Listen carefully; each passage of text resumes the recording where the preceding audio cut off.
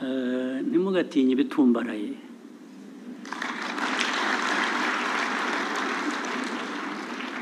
Sometimes birimo ubusa.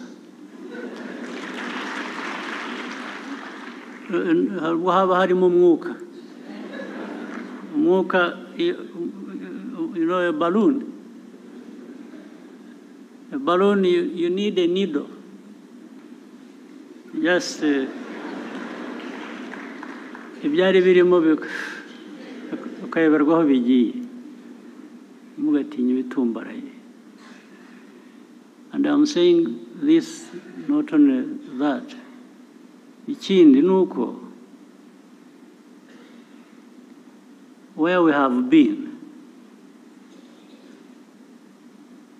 30 years ago, there is nothing worse that can happen to us.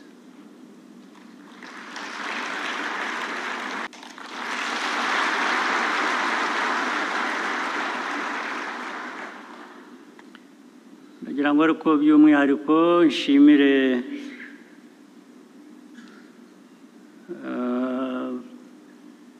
n'inshuti zacu z'igihugu zitandukanye n'abo dukorana byinshi ndetse bivamo amajyambere y'igihugu. Ibyo ni ibihugu bitandukanye bifasha amajyambere yacu. Nagira ngo mbasuhuze, mbashimire kandi mbahe ikaze muri iki kiganiro.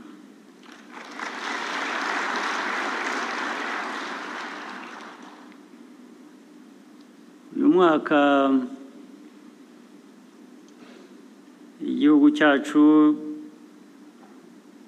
gifite byinshi kigamije gukora, ndetse niba mwibuka uyu ni umwaka, imyaka yihuta bibi,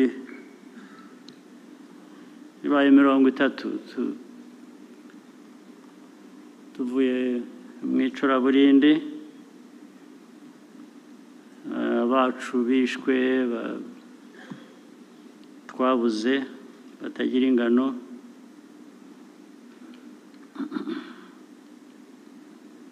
Nubwo bamwe bijijisha ntibazi abapfuye, ntibazi icyabishe, ntibazi, ariko abo ni bakeya.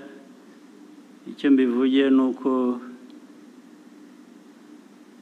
dukwiriye kujya nabyo tubyibuka ko ari icyo kiri mu bibazo dukwiye kuba duhangana nacyo.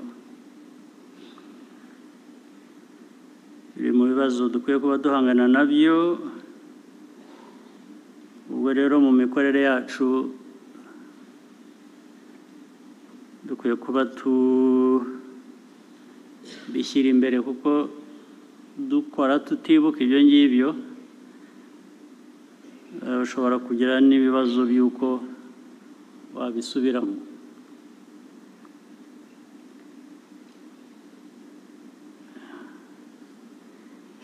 Imyaka 30 irimo ibintu bibiri.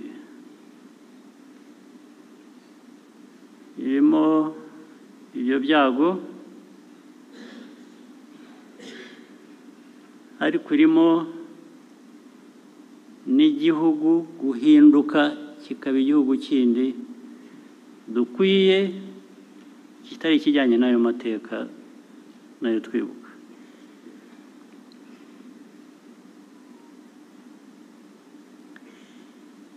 Kandi muri ibyo bigenda bihinduka,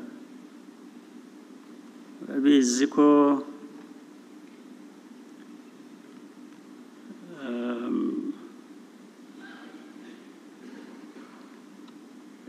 n'ubuzima bw'abantu n'imibereho n'imiterere y'igihugu, yashaka kuvuga bijyanye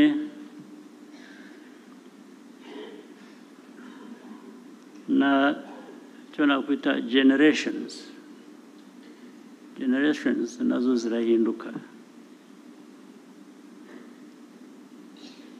Ubu iyo urebye iyi myaka 30 wavutse muri uriya mwaka wa 94, ubu nyine yagize imyaka 30.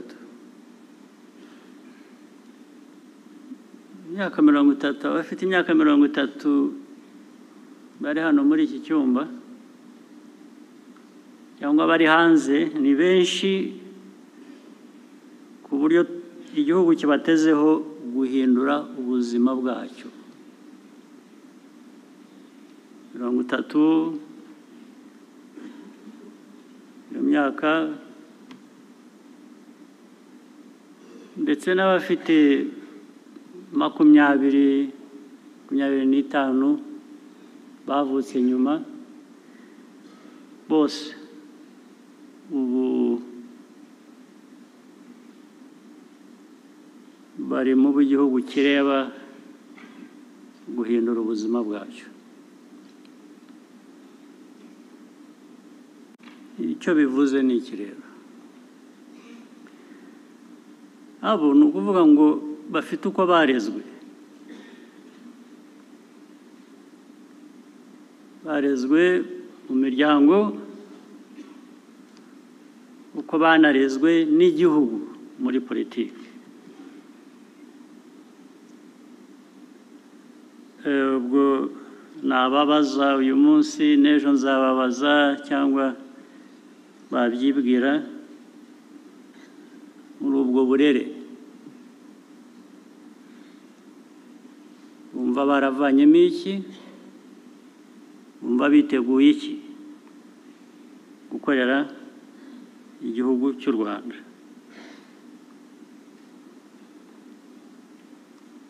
Byose rero biri kuri bo, imyifatire yabo, imyumvire y'inshingano bafite, no kumva ko igihugu ari bo kireba mu myaka yindi 30 iri imbere yacu. Bafite uruhare runini mu guhindura ubuzima bw'Abanyarwanda kurusha ndetse uko batwebwe babigenje. Bakwiye kubyumva batyo.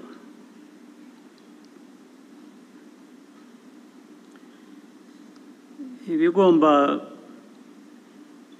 kurwanywa barabizi. Ibya mbere ni ibihereye ku mateka yacu.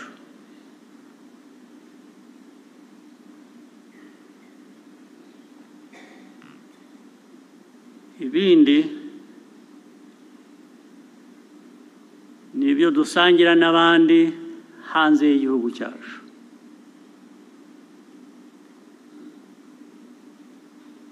Birimo imico mibi, biba birimo politike mbi. Bagomba kubyumva kugira ngo bitatugiraho ingaruka, bikatubuza kubaka igihugu uko bikwiye. Urwo rubyiruko cyane cyane nibo mbwira.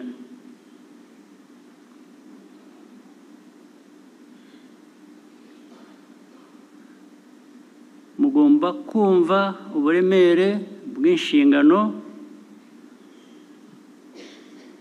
zanyu nk'abanyagihugu, nk'abantu bakwiriye kuba abantu bazima, biyubaka, bakubaka imiryango yabo, bakubaka n'igihugu.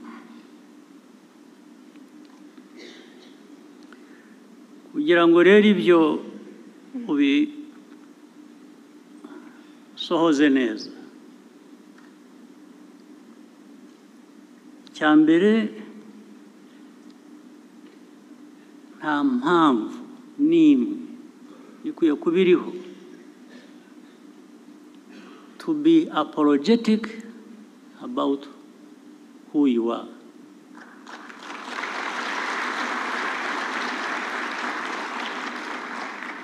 You must not be apologetic. You must stand out. You must come out.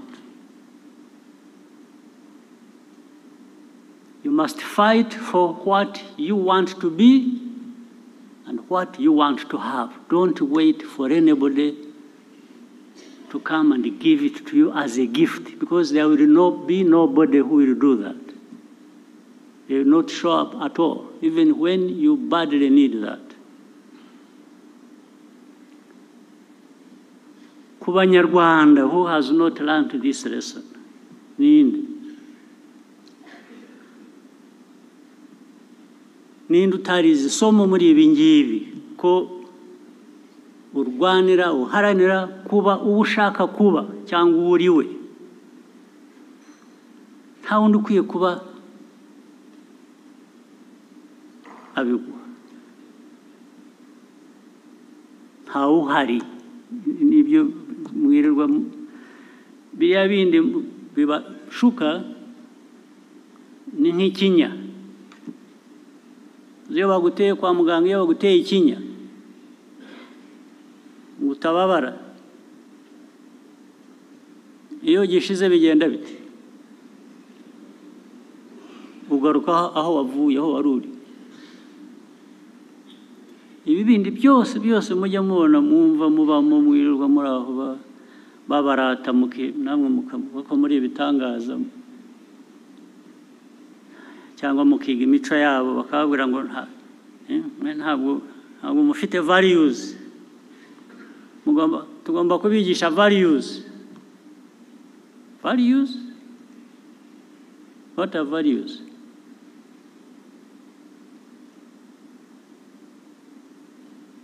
Are they things that belong to some parts of the world and the others are just supposed to be spoon-fed and given values to swallow or be forced down their throats?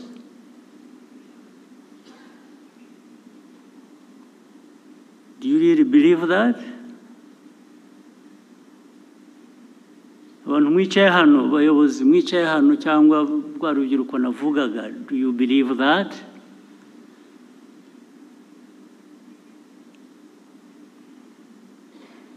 That there is that God-given right to some people to be the ones to have values and others don't have, and then these ones will perpetually teach you values? Do you believe that? So, that is one of the things that in your responsibilities, young people, generation, new generation, others to come, must understand and deal with unapologetically. Unapologetically. If you don't want to go back to where we have come from in our history, you must even really be angry about this.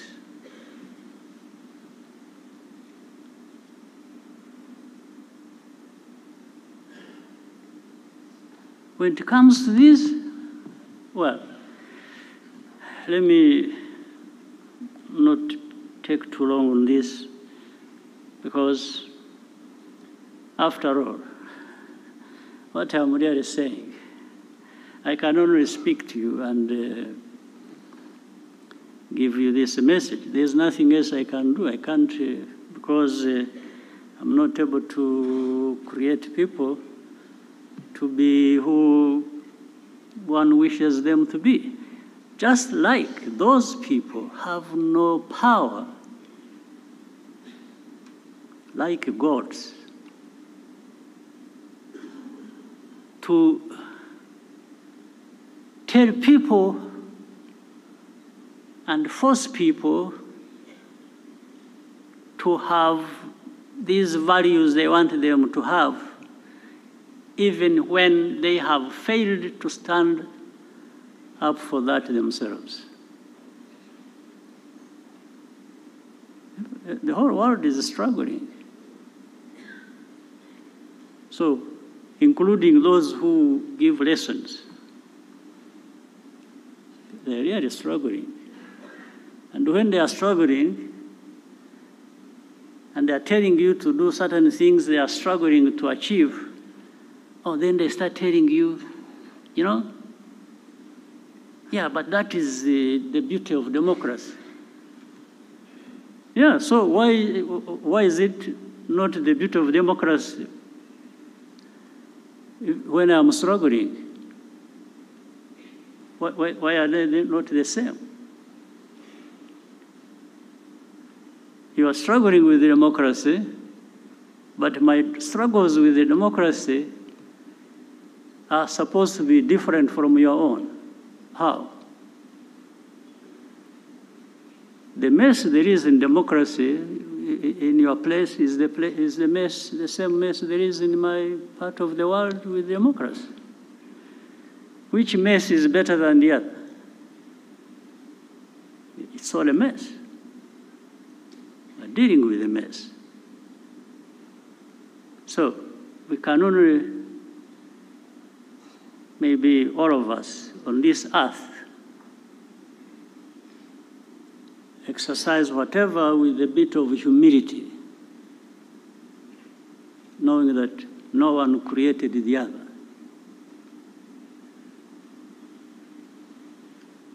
So I can only tell you this. You can't change much. But when it comes to my area of responsibility, then I think we can have a conversation. And if you want to fight, we can have a fight. So that's no problem.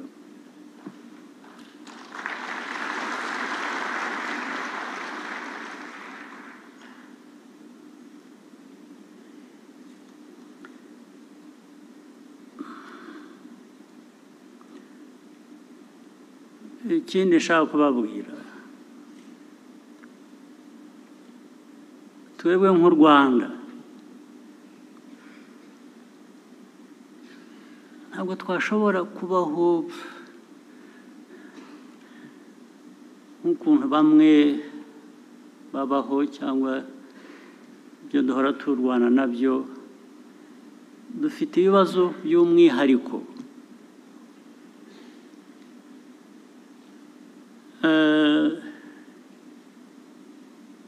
Turagahugu gato, ubukungu bwacu ntitubufite uko twabwifuza, ni buto, ariko nta bantu baba bato.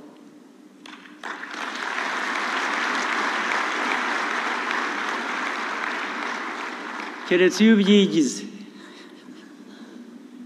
keretse iyo ubishaka ko ari kuba. Iyo ubishatse ni kuba, iyo ubigize ni kuba. Wigize umuntu uzajya uhora asabiriza, uzajya usabiriza. Niwigira ikigoryi uzaba ikigoryi rwose. Ariko jye ibyo mvuga n'abo mbwira, nari nzi ko u Rwanda dufite icyo dushaka kuba cyo kandi gishoboka, nk'uko no mu myaka 30 ishize byagaragaye ko abantu bashobora kuva ikuzimu, nk'uko twavuye ikuzimu tukongera tukaba abantu.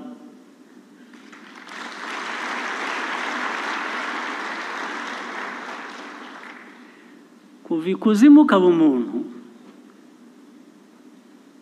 ntabwo bipfa kuza gusa, ntabwo bihabwa n'umuntu. Bya bindi navugaga, ntawe uza ngo abiguhe, biva biva mu byo ukora, biva mu byo ushaka, biva mu ko wumva, uko witwara. Yari inama y'umushyikirano ibaye ya kenshi maze kugira.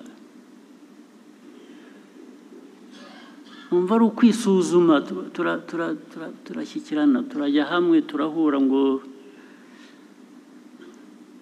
turebe aho tuvuye, turebe, dushakishe ibiri mu bushobozi bwacu nk'abantu twakora kugira ngo dukomeze tuve ikuzimu tujye ibuntu, ibuntu twihaye twigejejeho. Ntabwo ari ibuntu uhawe n'undi, kuko ubwo ntabwo ari ibuntu.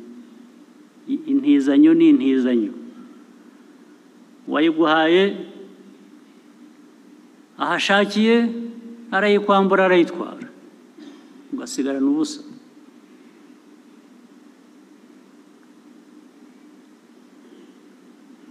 Wakwambitse, wagutije umwenda, yaje agatwara ibye, usigara wambaye ubusa.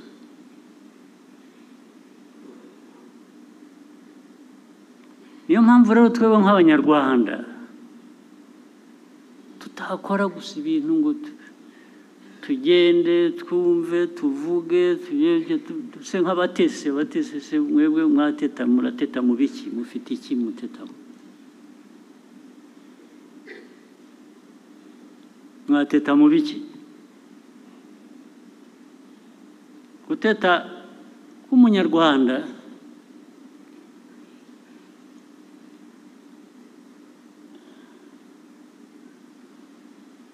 ni iki se? Ko ari nka bya bindi navugaga, n'ushatse kuba ikigoryi abacyo. Wateta mu biki?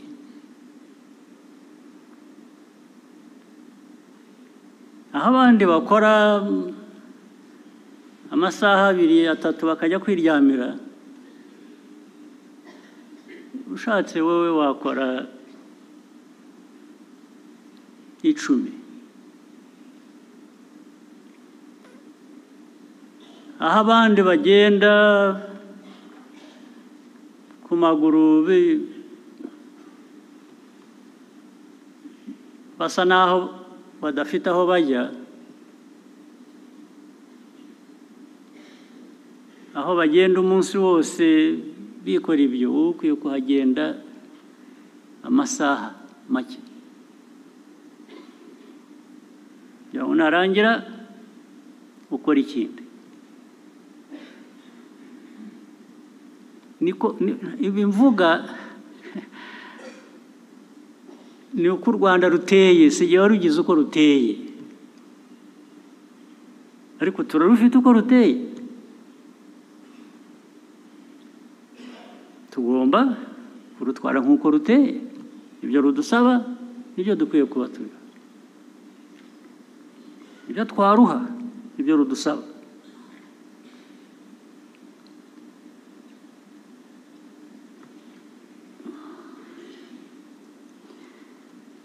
Byinshi mu ngamba, mu bibazo izo ngamba zikemura cyangwa zigamije gukemura biri buze kuvugwa na Minisitiri w'Intebe. Sindi bubitindemo, ngenda babwira ibyo nsanze mbabwira bya rusange, ntacyo ndi bubasigireyo. Ndababwira uko muri, uko mbyumva, uko muteye, hanyuma mwe mu uko mushatse kuba.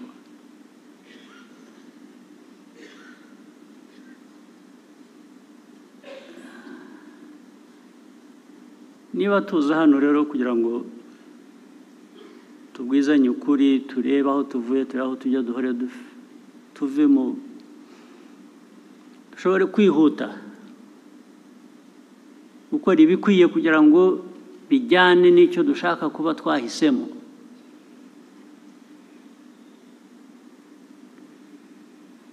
Umuntu ahora yisuzuma akavuga ati ariko icyo ntuzuza ni iki ngo ejo nzacyuzuze, icyo ntakora neza cyaba iki ngo niba uko nagitunganya, uko bikwiye ko bimeze.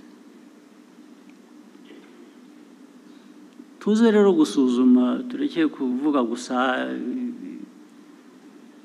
ingamba n'imigambi dufite aho tujya, tuze kubwizanya ukuri. Bimwe bitubuza kwihuta kuba babandi dukwiriye kuba turi mu bikorwa no kubaka igihugu, tubisuzume bihoraho bitari ngombwa kandi bishobora kuvanwa mu nzira. Ibintu abakozi bakorera abanyarwanda ku nzego zose kugera no kuri twebwe twese ku nzego zo hejuru, ntabwo twakora dusubiramo amakosa buri munsi. N'uwo mwavuganye ejo tukabona ko hari ibyo tutujuje twagomba gukora, kongera guhura ukongera hari ikindi nacyo, bikaba ari byo, ari bwo buryo, bikaba ariho mikorere. Ntabwo ari byo, ntabwo ariko bikwiye kuba bimeze.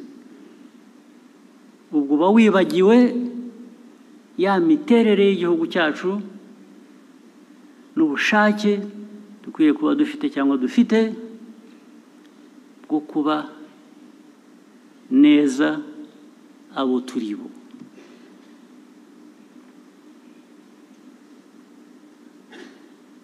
Inzego zose urabaza iki bakakubwira, ariko se ibyangombwa bihari ko twavuganye ko ibikwiriye gukorwa ari ibi, habaye iki? Batangira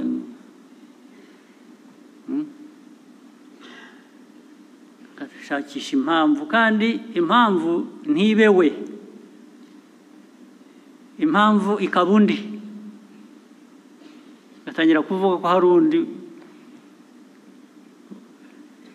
hariho n'uwo bahuye mu gitondo bakamutera umwaku. Uvuga ati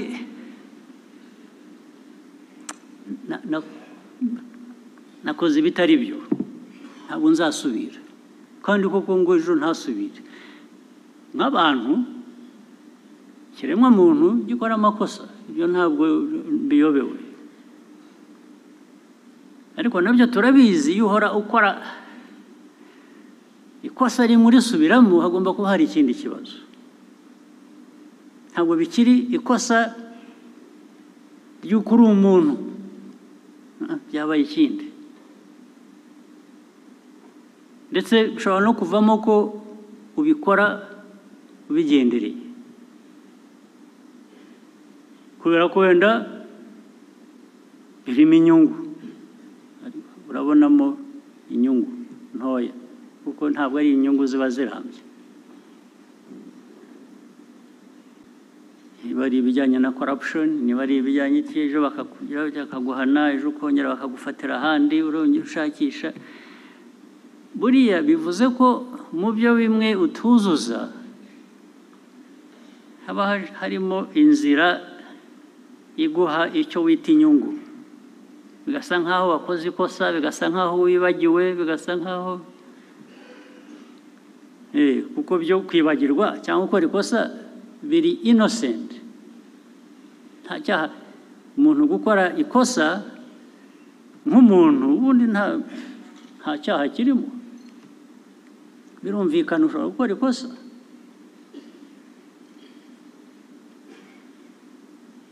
So bikaba ibyo rero abantu bakabivanga, ukica imirimo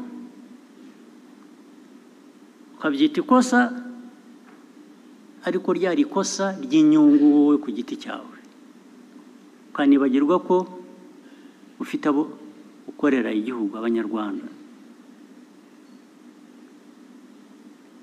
Ibyo nabyo bikwiye kugira aho bigarukira, ntabwo byahoraho ngo duhore dusabana imbabazi, dusobanura ibyo tujuje, kandi bigaragara ko utabyujuje kubera ko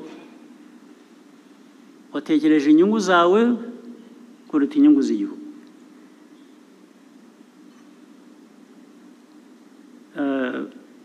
Muri uyu mushyikirano rero mu byo tuganira, ubwo turaza kubona umwanya tuzaba tubwizanya ukuri ku bintu bimwe even biri by'umwihariko biri specific. Bagomba gukorana ko n'inzego zigomba kuzanya, ni system yose igomba. Ntabwo igihugu cyatera imbere abantu badakorana batuzuzanya. Ariko noneho no kugira inshingano yo gukora neza, yo kuzuza ibyo ukora ukabikora neza ukabinoza. Ntabwo niba uri umuntu ufite resitora cyangwa ufite hoteli cyangwa ufite ahandi abantu babonera services, ntabwo hahoraho ibintu biraba bibi bigira bityo bibi.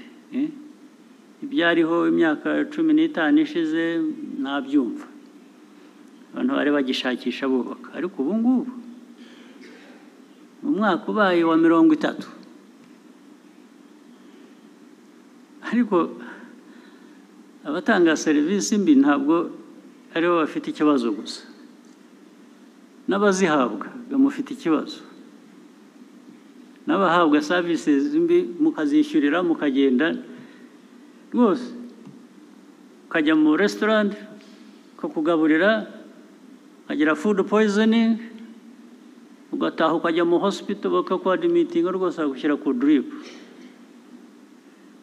bwacya ugasubirayo.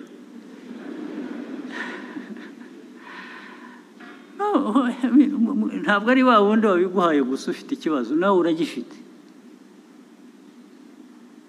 We wemera guhabwa ibitari byo ukabyishyurira, ndetse ejo ugasubirayo, ugomba kuba uri umurwayi kabisa. Ahubwo ibyo iba ari byo mwageraga kwa muganga, hagomba kuba hari ikibazo. Ariko kuki ibintu uko bishoboka, kuki bitanozwa byose? Hari utanga serivisi, kuki atatanga serivisi neza? Ikiba kibuze ni iki? Mutima gusa. Muri wowe ntabwo wahindura, ntabwo wahindura uko umeze, birakunanira. Kubera iki?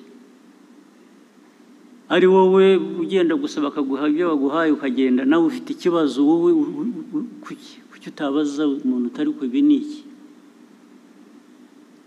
Dukorera iki ibintu bimeze bityo? Ndetse ukabivanamo urubanza. Kuki ibyo tuvuga bidushaka kuba icyo kitarimo cyangwa kitagaragara ko gikorwa? Ukubera iki? Kuki mwabyemera mukabana nabyo mukicara nabyo ntihagire igihinduka? Ukubera iki? Ibyo rero ndizera ko nabyo kuko kandi nk'igihugu turakeneye byinshi, turashaka gukora byinshi, turashaka gukora ibintu bituma Abanyarwanda bishimira ibyo bahabwa, ibyo bakorera, ibyo bishyurira, ndetse kandi binahenze rimwe na rimwe. Ariko turanashaka ko tuba igihugu kizana amahanga kaza hano, kuko niho hava ubukungu uzamura kuri bimwe tudafite dukeneye. Wese abantu bazakugana bakuziho utuntu turi aho tudasobanutse, bazakugana bate? Ko isi isigaye ari nini, abantu bajya ahandi akaba ariho babikura, wowe bakakwihorera. Nibyo mushaka? Izo ntego ntabwo ari zimwe. Rero ntabwo waba ushaka bakugana kugira ngo bifashe ubukungu bwawe, ariko nujya mu bikorwa ntibibe byiza ntibinoge ubu ni ukuvuga ngo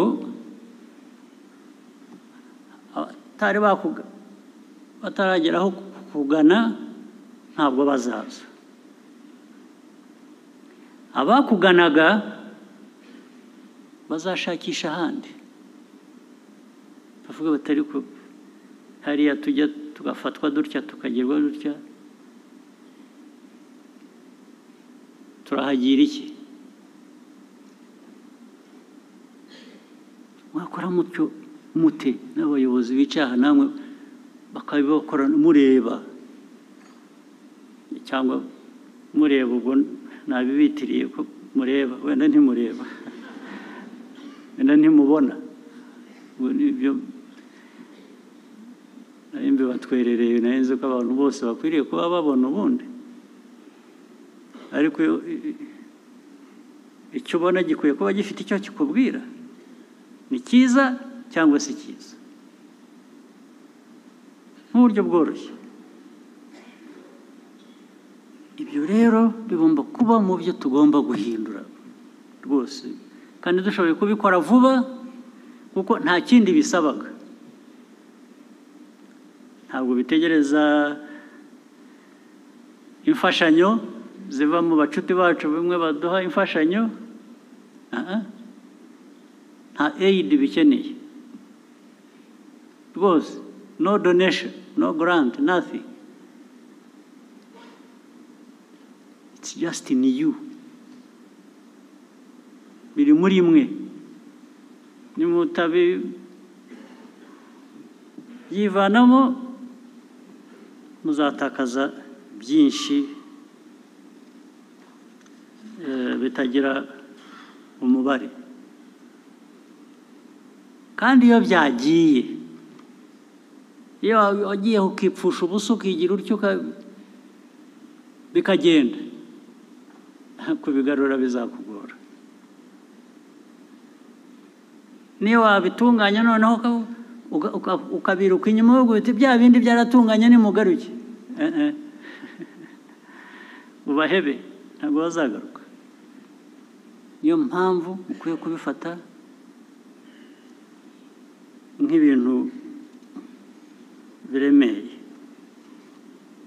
izi nama ziba hano abantu bava hirya no hino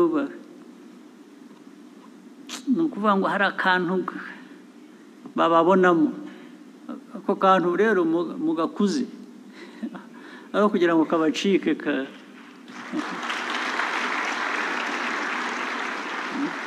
katabacika hatangiye kugaragara akantu nimutashyiramo imbaraga ngo niba kara urumuri rutoya rugira rutya rugeraho rungana kuriya murareba ariya atari uko ryase kakaguma gahunyeza bihunyeza mubiveho mugaragaze ibyo bya bindi nanavugaga bihera kuba unapologetic of being who you are, of doing what is right, and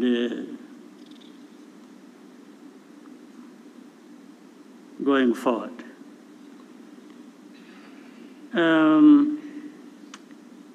Kangerageze mpinire ku bindi bikeya nshaka kuvuga ibijyanye n'umutekano.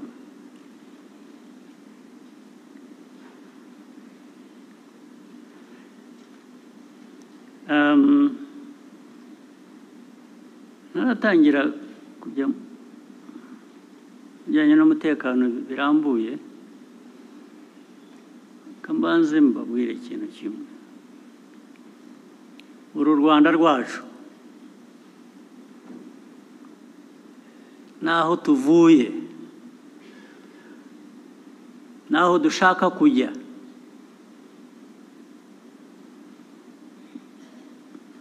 mbere na mbere kwiye kuba bishingiye mu banyarwanda mu Rwanda mu mitima yacu kugira ngo bigereho ntabwo ukora ibintu aha mu Rwanda abanyarwanda ntabwo mucumbitse ni iwanyu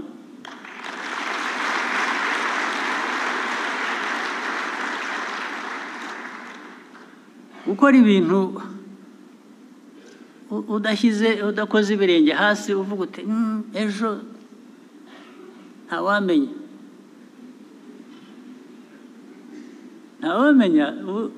nuko erega ndababwira nuko mutumva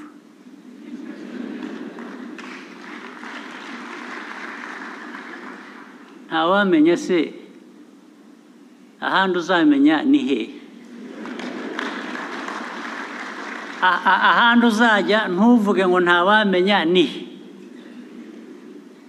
ko nabonye basigaye babahambiriza bakabatugarurira hano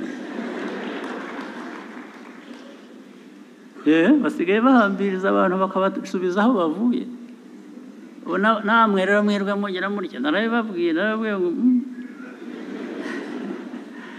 isi ukuntu iteye igenda ihinduka hari uwavuye aho yiruka u Rwanda ni rubi abantu ntawe usinzira ntawe ugira ati aragenda barahunga bajya hanze hariya ndetse mu bihugu bikize baramugaburira bamuha kuko nta n'akazi yakoraga ubu ngubu aho nabibabwiye muri 17 2017 nabibabwiye muzakurikirana ibintu nababwiye muri uwo mwaka ndababwira bose birirwa bazabahambiriza babagarure hari abo twebwe tunagarura ariko ibyo ntabwo ndi bubitindeho ariko barabarambiwe bafite ibibazo byabo nabo bimaze kubarenga usibye ko n'ubundi iyo uriye baguha ubusa ugasakuza ukirirwa uvuga aho wavuye ibyo ukwezi kwashira ukajya gufata iposha ukajya gufata ibyo bakugaburira kubera ko wavuze u Rwanda nabi gusa naranababajije mumbwire uwavuye aha avuga ibyo yavugaga ibyo byose kandi kenshi binagaragara ko atari ukuri ko byose bigaragara ariko wabigiriyemo amahirwe ni mumbwire umwe gusa ninde umwe sinsabye benshi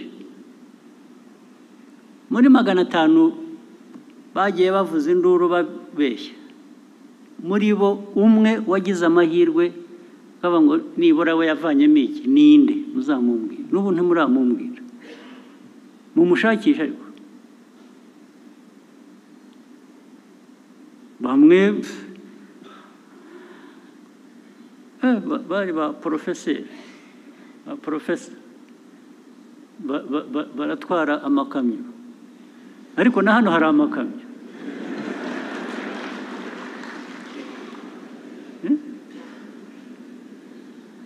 ugahunga igihugu ubeshya ukajya muri Amerika gutwara ikamyo gusa ariko ukishima ngo uri muri Amerika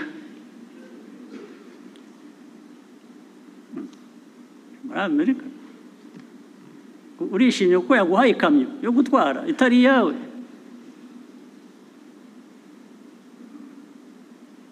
urayitwara ku mugoroba ugatahana akavera ka hamburger ubuvera twaciye hano nicyo cyagutwaye ibirometero 10,000 really so abanyarwanda ni mutaba abantu biha ka gaciro muzabaga abandi bakasubira mu by'amoko twarenze twasize inyuma byatuhekuye bakabisubiramo ubu noneho bisigaye bifite mu karere ababishyigikiye.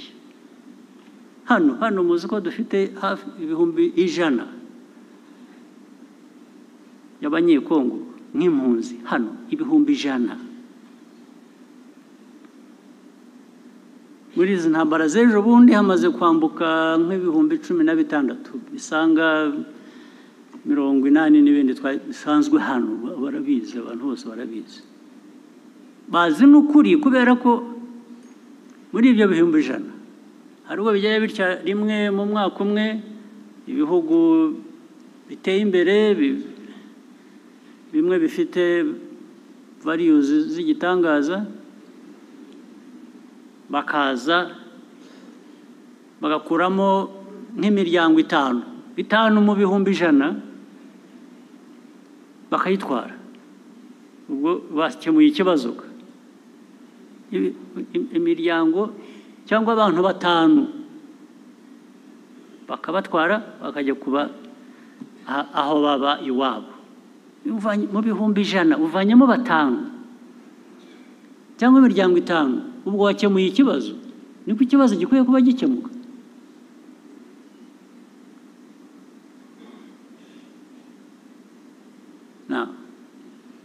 Mu karere rero urabizi bya hate speech, zirwaho zigamije iki? Hate speech, what place should these people who propagate hate speech, what in this world, what role are they playing really? To produce hundreds of refugees, hundreds of thousands, here in Rwanda and in the neighboring countries. In Uganda, I think there are about 300 or 400,000. And to the world, this is normal. Yeah, that is how it happened here when people are being killed. Here in 94, some people are saying, no, this is, it's like, these are the savages of Africa killing each other. Some people are saying that. We are savages killing each other. So it doesn't need to be treated as urgent. So even having 100,000 refugees and others crossing, every day there are people crossing, by the way, from Eastern Congo to Rwanda. This is normal. If they have to talk about any people at all, it is maybe displaced. Displaced, yeah, they can talk about, meaning those who are still in Eastern Congo, but displaced, maybe there is sympathy for those, a little bit. Those who are being forced, by the way, forced to cross the border and come here as refugees, to create a situation that in the end will find justification and may be accepted that actually those people should live there.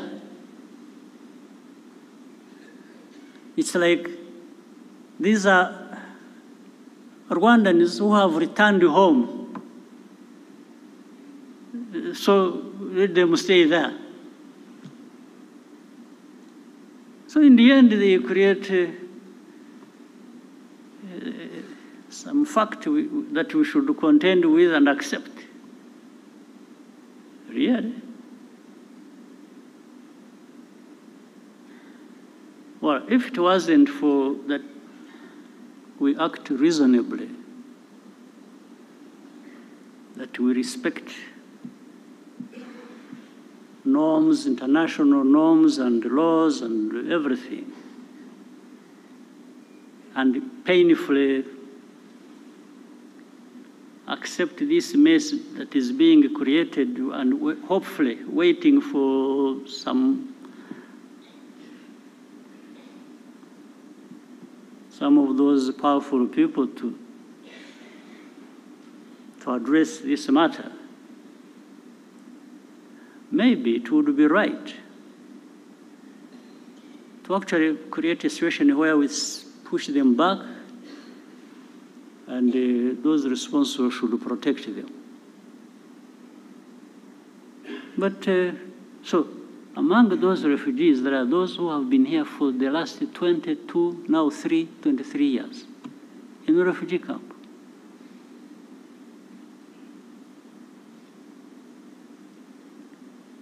Those are like the years I spent in a refugee camp myself. So I know what it means. Myself, I spent those same years in a refugee camp.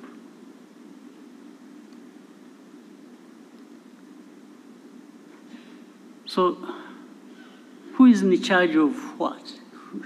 In this world, who now does what? Now there comes the Eastern Congo conflict as such. One,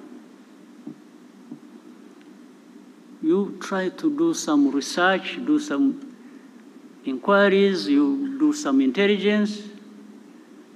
Rwanda did not in any way create this war that is happening in Eastern Congo. For me, I'm giving you a fact. Go and investigate and prove me wrong.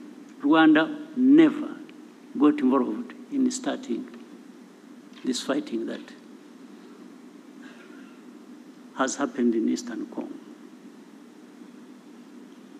But with time, there has been an effort to actually make it our war. That we are the ones who started it. Over time, this is what has happened. Now,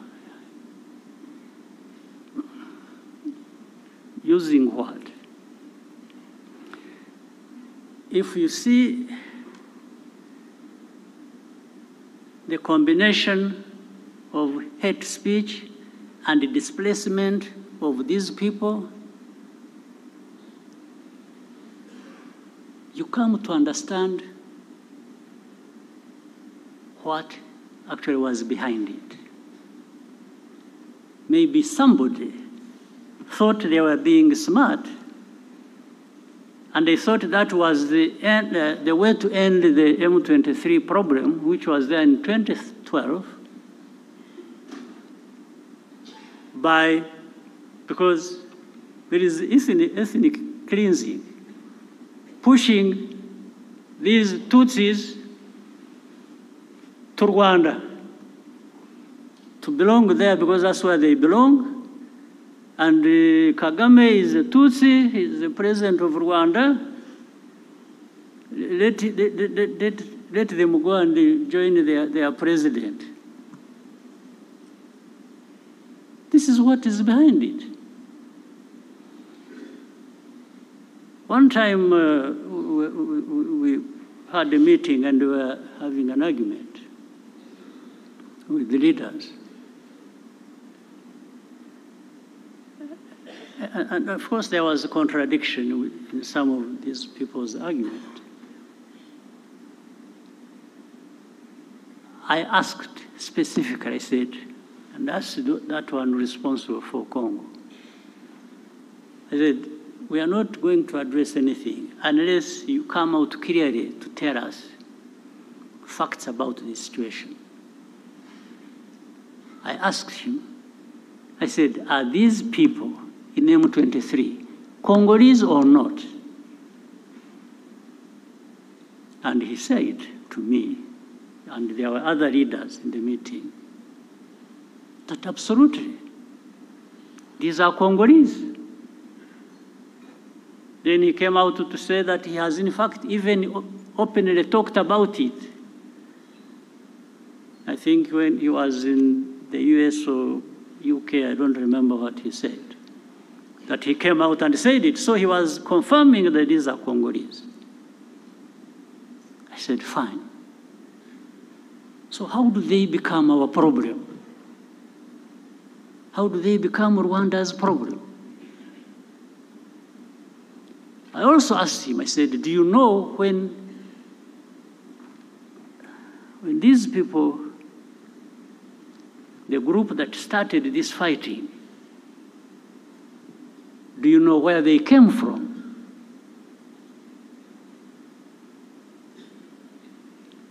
In fact, before he answered, the president of the country where they came from is the one who said it. He said, no, actually they came from, this man refused to solve their problems, and they decided to cross the border and go back where they belong. So then I asked him again, I said, so how do you keep associating Rwanda with this problem? I even asked him, I said, why did you, the other day, bomb our territory? Because they had been sharing with artillery, heavy artillery across the border onto our territory. In Kinigi, there are people here who know it. I said, why? What are you doing? What do you want? And he just said, no, but this, they should go back. I said, go back where? Those who came here, they were about between 500 and 600 when they ran away on 2013. There are those who crossed and came here, about between 500 and 600 fighters with their arms. What we did, we put them in a camp in, what is this, former Kibungo, Ngoma areas. That's why we put them as refugees. And we removed the arms, actually handed back the arms to government in Kinshasa. This they know, they can't even deny.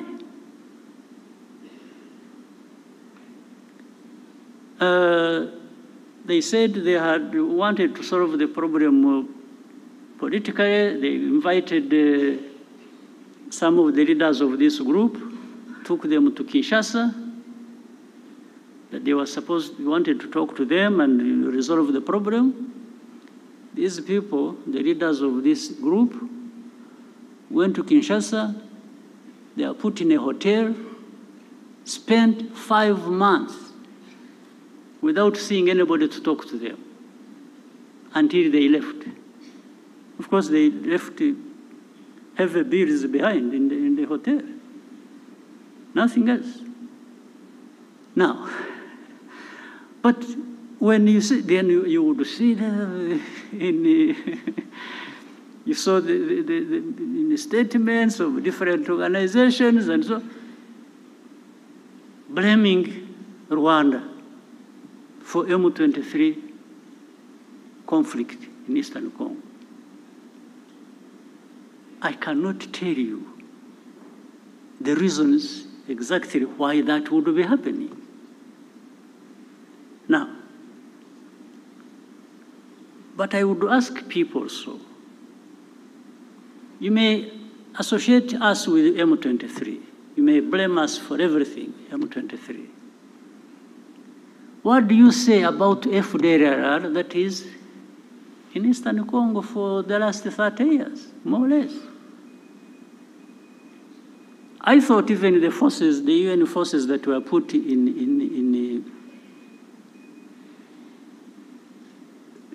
Eastern Congo or in Congo were put there to actually address this problem and maybe other problems, but this one was the main one.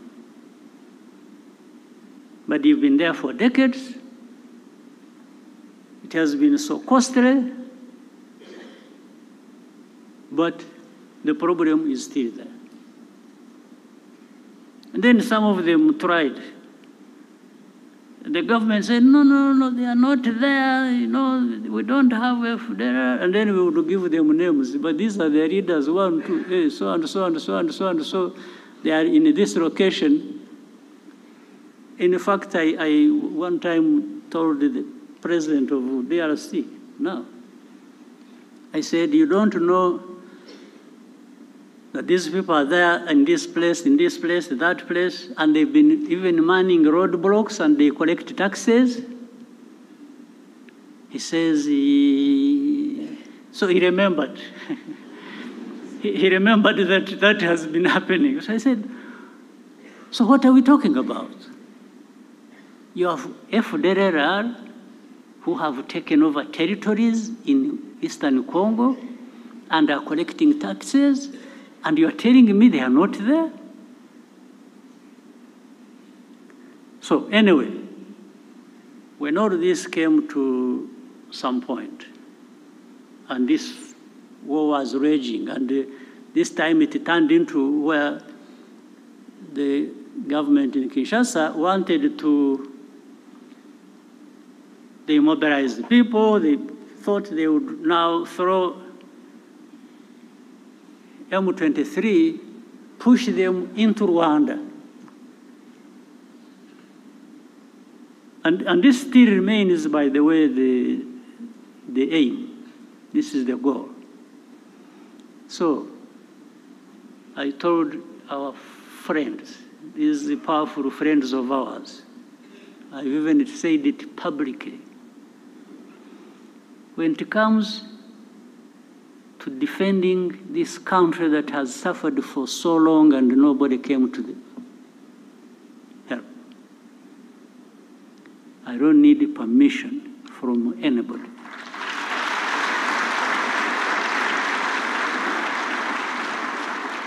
To do what we have to do to protect ourselves. I have said it in broad daylight. I have said it to those who matter in this problem. And that's what is going to happen. You go home, sleep, you know, don't do anything. There will be nothing crossing these borders of this small country of ours.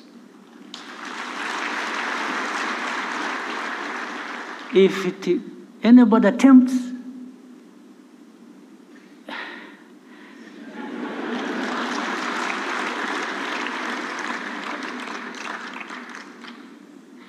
so, Ntimugatinye Ibitumbaraye.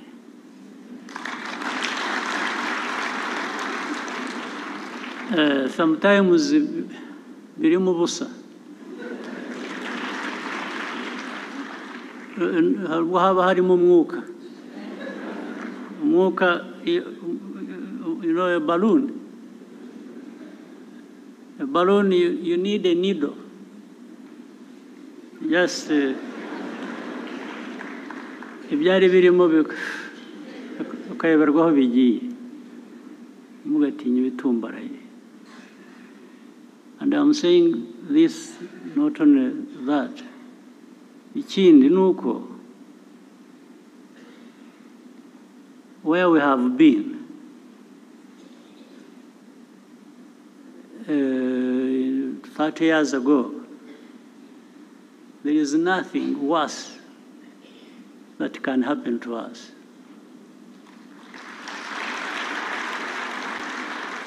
Also, that means if you ever put us in a situation where we have to think like it's going back to that time,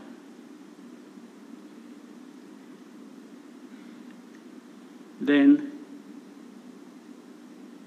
we have nothing to lose. We will fight like people have nothing to lose. And somebody will pay the price other than ourselves.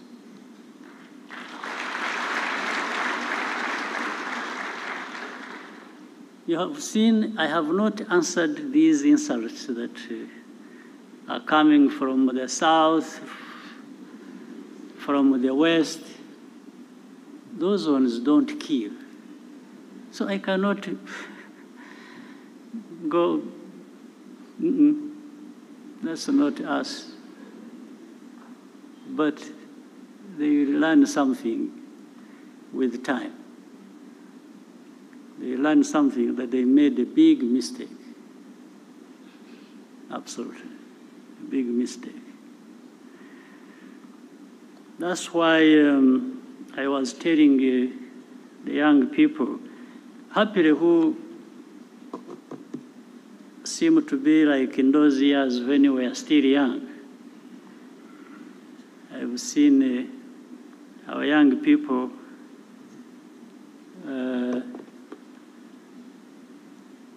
they are really ready to fight for and defend this country.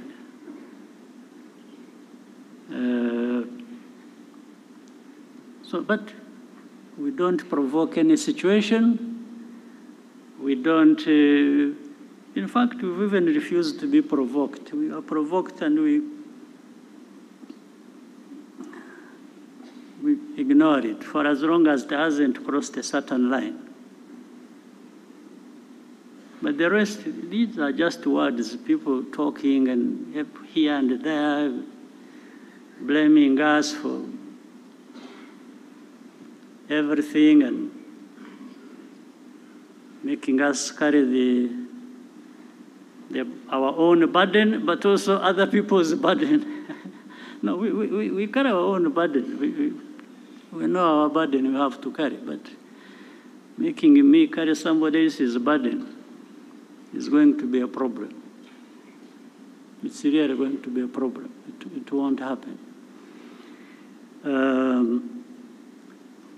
So, for the defense of this country, when we are right, when we are attacked, I don't ask anybody's permission. Not at all.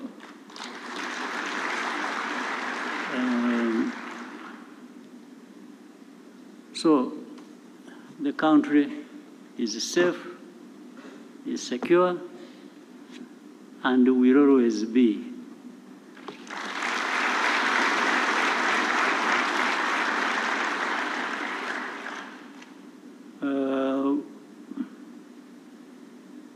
Those who are excited and because I'm told what you see happening in the West and then in the South, they are busy collecting the other poor Rwandans who went out making noise, and they are trying to turn them into some leaders in the future of this country. I'm not sure. I'm not sure because some of them either will be brought here by those people who are sent away. They will get tired of them and say, or I will go and correct them and bring them home and tell them how they were mistaken to live in the first place.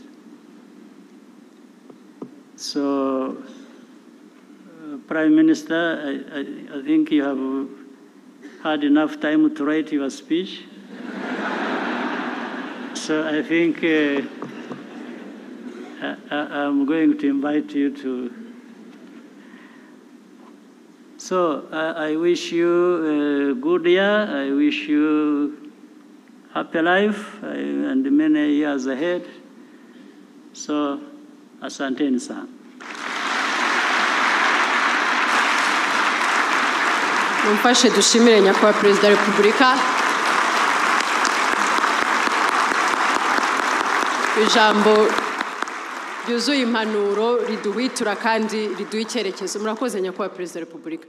Nk'uko mwari mumaze kubitwemerera, a break. Thank you, sir. Thank you, sir. Iminota 10 mwabyumvise tukwakwanye ntituyirenze niyo ngiyo ubundi dukomeze gahunda. Murakoze.